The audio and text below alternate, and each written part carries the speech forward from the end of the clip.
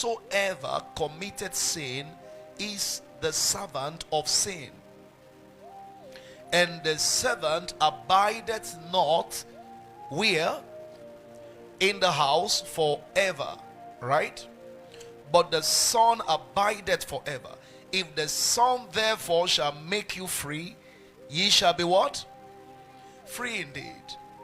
Now, we know that our liberty is perfected when we are finally in the land where freedom is without restriction. And the only place where freedom is not being checked is heaven. That's why we are saying that heaven is the land of the free. Earth is the land of bondage. This world is a place of restrictions, is a place of limitations. There are limitations with the earth. There are restrictions with the earth. There are resistances with the earth. There are so many things you are not able to do here on earth. Amen. Now, I know you're going to be quoting scriptures for me from your mind. I can do all things through Christ who strengthens me. You know, I can do all things through Christ who strengthens me. It's a relative term. Relative to your purpose, relative to your assignment. There are things you cannot do. And if you don't agree, experiences will soon teach you that there are limitations with men. Amen. And as a result of the limitations that abound with the earth of men, we are restricted about so many things. Even Christ, with all of his anointing while he was here, there were things he couldn't do. Praise the name of Jesus. He was limited in certain areas. It was after his resurrection that he was able to pass through the wall. Because now he has resurrected, limitations are off. So heaven is a place where men are free. Please don't forget that.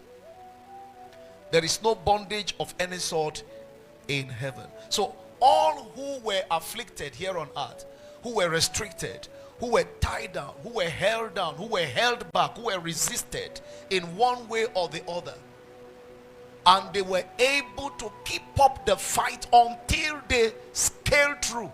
When they got to the glory land, they experienced total liberty, total freedom.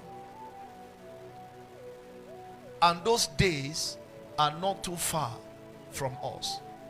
Why I'm saying that is not because you are going to die, but I'm saying that because rapture is not far away. Not long from now, the rapture will take place. It's just a question of time. It can happen right now. It can happen this night. It can happen this year. With all the signs that has been happening, is indicative of the fact that we are very close to the time of our liberation. Amen. Number 21. Heaven is the paradise of hidden secrets. Secret is hidden. Hidden for double emphasis. Now, you will get to know that heaven is not actually a distance away from us. Heaven is not far. It is only hidden. Heaven is not far away. It is only what? It's only hidden. Why you cannot get there is not because it is far. It's because you can't access it. So it is a hidden territory. An intelligent professor, by the way, professors should be intelligent, was asking a young believer who was preaching to him about heaven and hell. So the prof asked the student, where is heaven? And the young preacher was a bit confused because he never thought about it.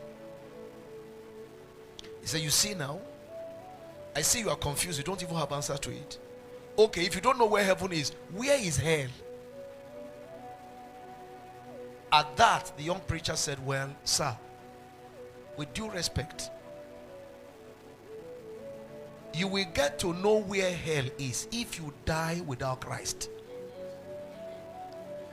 He said, but it will be dangerous to wait until that time. Praise the Lord. It's okay. All these useless preachers. So, but where is heaven? So the young preacher said, he thought to himself, if I say heaven is up, there are people who are living on the other side of the globe. Their whole heaven will be what? So he said he was confused. He asked the Holy Ghost to give him a revelation, an idea of where heaven is. He said, and the Holy Spirit told him, heaven is a spiritual location. You don't use physical explanation to tell where it is. No physical compass on earth can give you the exact location and direction of where heaven is. So the long and short of the story I'm telling is, heaven is a hidden planet, a hidden place. It's not really far. Amen. Now, when you go to, if you have ever attended a funeral ceremony, I'm sure you must have heard where pastors use all manner of beautiful words, to explain the distance between the earth and heaven, especially when they're about to commit the body to Mother Earth. You hear the pastor saying, well, Brother Stone is about to embark on the last phase of his eternal journey. Let us pray that God will be with him. Now, all those are beautiful theological jargons that pastors use to bamboozle people. The Bible tells us the story of the man that died, the rich man that died. He said, the moment he closed his eyes on earth here, in hell, he lifted them. It was an instant thing. He closed his eyes in death here, and in hell, he lifted them. So, both heaven and hell are not really far. They are hidden. Praise the name of Jesus. Now, that is number one. But I would have you see this. Look at this scripture, 2 Corinthians chapter 12 and verse 4. Paul the apostle said, how that he was caught up into paradise and heard unspeakable words, which is not lawful for a man to utter. Those are mysteries, secrets. Now, he saw all of these things and heard all of these things, but when he came down to the earth, he was not permitted to share them. Meaning that they are not just secrets, they are secrets that are classified. And heaven is full of so many of such secrets. As a matter of fact, for those of us who have read the book 21st Century Prophecies by a man called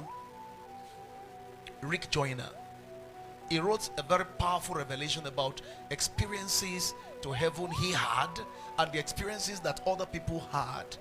And then in one of his encounters, he said that he was privileged to get to a particular quarter in heaven, and they showed him a place where even angels in heaven who have been in heaven from creation have not been given the privilege of accessing. Let's not even go too far. When Yeshua came to the earth, he told his disciples that there were things in heaven that it was only God that